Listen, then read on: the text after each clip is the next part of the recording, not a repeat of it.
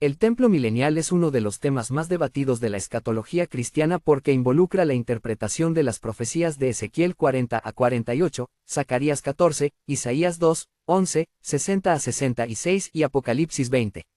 Existen diferentes posturas, premilenial, amilenial y postmilenial, pero si hablamos del premilenialismo histórico o dispensacional, el templo milenial será un templo literal que existirá durante el reino de 1000 años de Cristo sobre la tierra. 1. La principal profecía, Ezequiel 40 a 48. Durante el exilio en Babilonia, Dios mostró a Ezequiel una visión extraordinaria. Un hombre con apariencia de bronce comenzó a medir un templo gigantesco, Ezequiel 40 en 3. La descripción es tan detallada que incluye muros, puertas, atrios, habitaciones, altar, sacerdotes, distribución de la tierra, un río que sale del templo, la gloria de Dios entrando nuevamente. La visión ocupa 9 capítulos completos, lo que hace pensar a muchos intérpretes que Dios pretendía describir un edificio real. 2. ¿Por qué no es el templo de Salomón? No coincide. Hay enormes diferencias. Las medidas son distintas. La distribución es diferente. Nunca fue construido así. La gloria de Dios regresa de una manera que nunca ocurrió históricamente después del exilio. El río milagroso jamás existió en el segundo templo. 3. ¿Por qué tampoco es el templo de Zorobabel? El segundo templo fue mucho más pequeño. Los ancianos lloraron al verlo, Esdras 3:12 de la mañana, porque no se parecía al de Salomón. Además, no descendió la gloria visible de Dios. No apareció el río, no existió la redistribución de Israel. 4. ¿Será el tercer templo antes de la tribulación? Muchos creen que no. El templo donde se sentará el anticristo, 2 Tesalonicenses 2:4, parece ser un templo distinto. Ese templo será profanado. En cambio, el de Ezequiel es santo y está bajo el reinado del Mesías. 5. ¿Cuándo será construido? Según el premilenialismo, Cristo regresa, derrota al anticristo. Satanás es atado por 1000 años, Apocalipsis 20. Comienza el reino milenial. Se construye o se inaugura el templo descrito por Ezequiel. 6. Cristo reinará desde Jerusalén. Muchos textos hablan de ello. Isaías 2 en 2:4. Zacarías 14. Jerusalén será la capital del mundo. Todas las naciones subirán a adorar al Rey. 7. La gloria de Dios vuelve. En Ezequiel 10:11 la gloria abandonó el templo debido al pecado de Israel. En Ezequiel 43 ocurre exactamente lo contrario.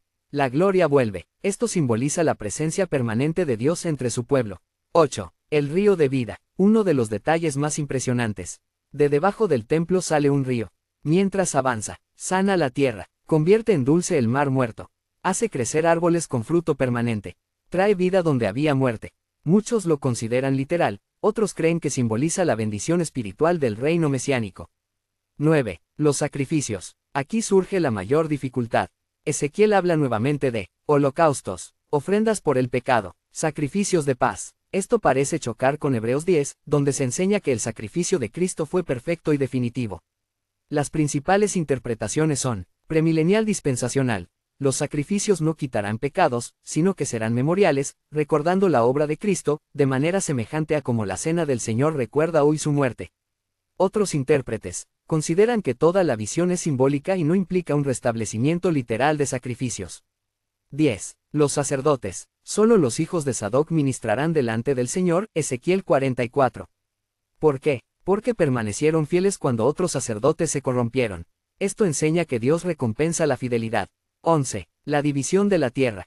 Israel vuelve a recibir su herencia. Las 12 tribus son reorganizadas. Nunca ocurrió así en la historia. Muchos ven esto como evidencia de un cumplimiento futuro. 12. El nombre de la ciudad.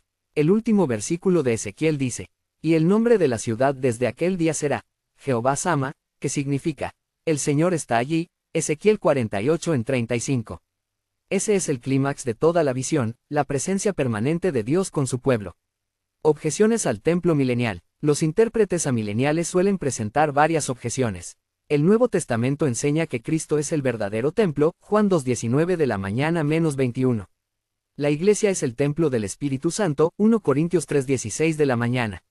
En la Nueva Jerusalén, no viene ya templo, Apocalipsis 9:22 de la noche, porque Dios y el Cordero son su templo.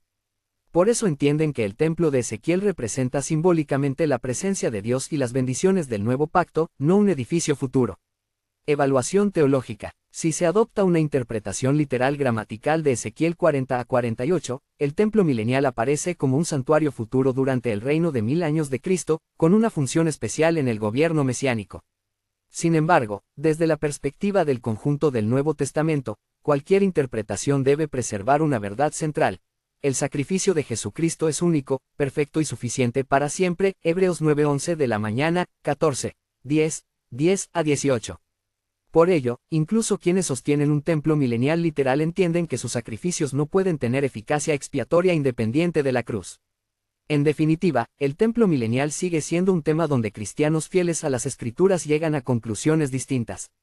Lo esencial es mantener que Cristo es el cumplimiento definitivo del sistema sacrificial y el centro del plan redentor de Dios, sea que se interprete la visión de Ezequiel de forma literal o simbólica.